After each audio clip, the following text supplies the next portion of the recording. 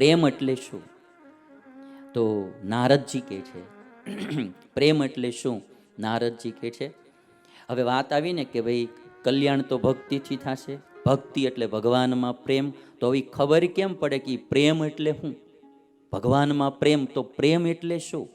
પેલા વાત આવી ભક્તિ એટલે શું, તો કે પરમ પ્રેમ. તો હવે બીજી વાત આવી કે ભાઈ પરમ પ્રેમ એટલે શું? કેમ ખબર પડે કે મારામાં પ્રેમ છે?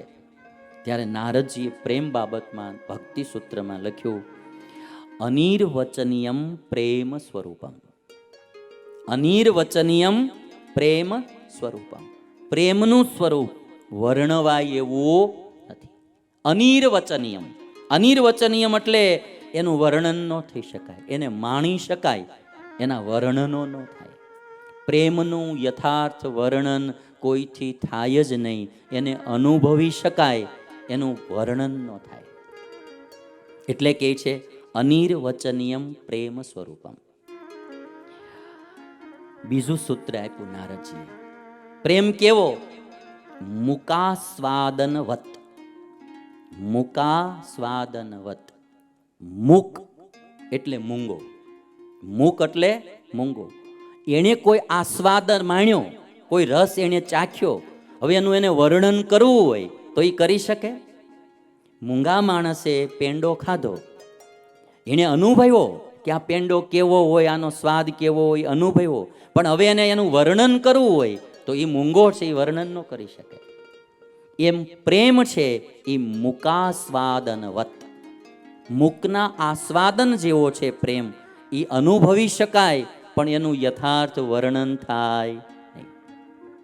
તમને એક એક્ઝામ્પલ આપો, તમને તાવ આવે, એ જેને આવ્યો હોય ને એ જ અનુભવી શકે, બીજાને ખબર ન પડે. બહુ ખબર ક્યારે પડે કે એના અમુક લક્ષણો જ્યારે બારા મળે દેખાવા, ટાઢે ધ્રુજતો હોય ને, કાં શરીર બહુ ગરમ થઈ ગયું હોય ને, આવા બાહ્ય લક્ષણો જ્યારે બહાર અતિશય આવી જાય ત્યારે તમને એમ લાગે કે આને કંઈક થયું, ખબર પડે. બાકી તાવની શરૂઆત તો ઘણા સમયથી થઈ ગઈ હોય, એ બીજા કોઈને ખબર ન પડે, અનુભવી શકાય, એનું વર્ણન ન થાય. તાવમાં તો જે આ બે ત્રણ ચીજો દેખાય તમને કે ગરમ લાગે, ટાઢ હોય, માથાનો દુખાવો, હેડેક, કોઈને માથું દુખતું હોય, હવે એ લક્ષણો તો બારાય કોઈને દેખાય. મન માથું દુખતું હોય તમને ન ખબર પડે, આમ બાહ્ય ચિહ્નોથી બી ન ખબર પડે. એ દુખાવો તો એકદમ આંતરિક થઈ ગયો, એ તો જેણે થયો હોય એ જ અનુભવી શકે, બીજાને ખબર ન પડે કે માથાનો દુખાવો કેવો હોય, એના બાહ્ય લક્ષણો ન હોય. એમ પ્રેમ જે છે એ અનુભવી શકાય પણ એના લક્ષણો બાહ્ય બહુ દેખાતા, હાવ નહીં દેખાતા એવું નહીં, કારણ કે એના લક્ષણો અમુક આપણે એના આધારે નક્કી કરી શકીએ આને પ્રેમ છે, પણ યથાર્થ તો એનો અનુભવ કોઈ કરી ન શકે, એનું વર્ણન કોઈ ન કરી શકે, અનુભવી શકે. એટલે નિષ્કુળાનંદ સ્વામીએ સ્નેહ ગીતામાં એક વાત લખી, પ્રીતની રીતને પ્રેમનું લક્ષણ. વૈરાગી પુરુષ બોલે, પ્રીતની રીતને પ્રેમનું લક્ષણ, તે તો શીખવ્યું આવે નહીં, નિષ્કુળાનંદ નાવે કહીએ, સ્નેહી જનનો સ્નેહ સહી.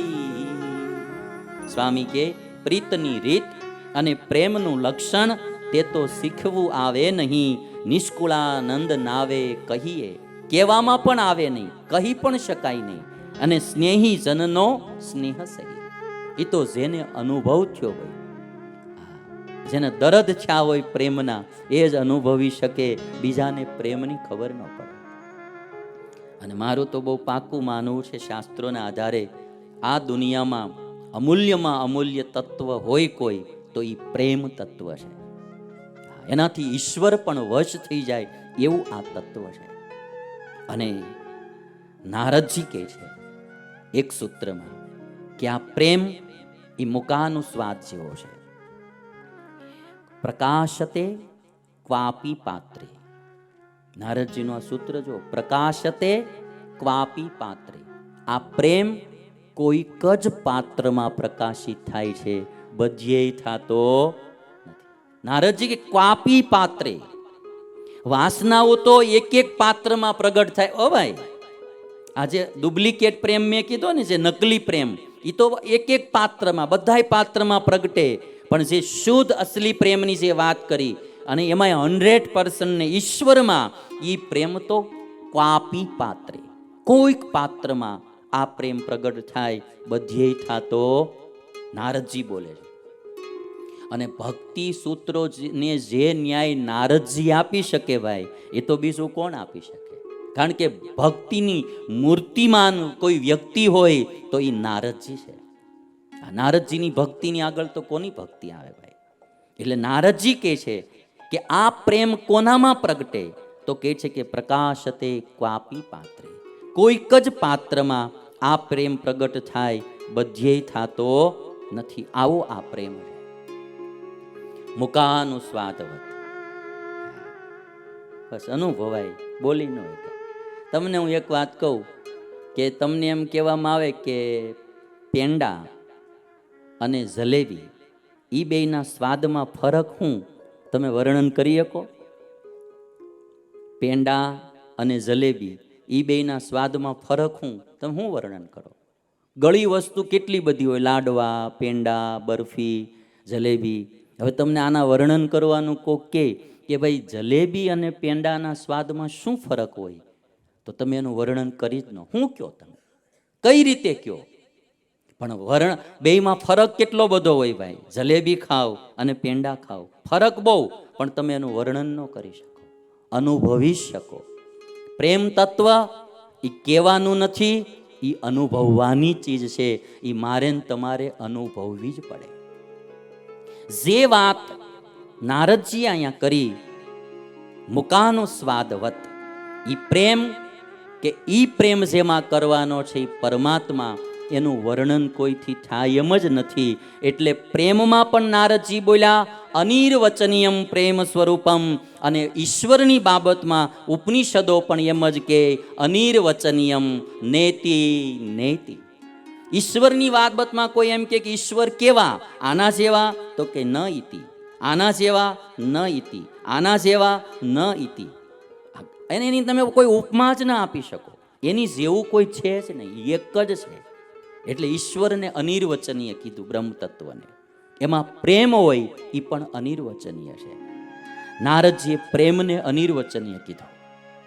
અમારા બ્રહ્માનંદ સ્વામી લાડુદાન ગઢવી, ઓરિજિનલ પ્રેમ વાળા વ્યક્તિ. આ બધો સંસાર છોડીને આવેલો માણા, માન સન્માન ધન સ્ત્રી ખાન પાન બધું જ તે. બુદ્ધિશાળી લાડુદાન ગઢવી, રાજસ્થાનનું રત્ન ઓરિજિનલ. રાજસ્થાનમાં એમનો જન્મ. અને લાડુદાન ગઢવી એને દીક્ષા લીધી, એનું નામ બ્રહ્માનંદ સ્વામી પાડ્યું. જે આજ ગુજરાત ભરમાં લગભગ સાહિત્યકારો એ બ્રહ્માનંદ સ્વામીના છંદ ગાતા હોય. એ બ્રહ્માનંદ સ્વામી, એ બ્રહ્માનંદ સ્વામી ઈશ્વરને અનિર્વચનીય કહેતા શું કહે છે કે બ્રહ્માનંદ કહે શું મુખથી વખાણું, બેની જેમ ગુંગે ગુડ ખાધો. ગુંગે એટલે મૂંગો.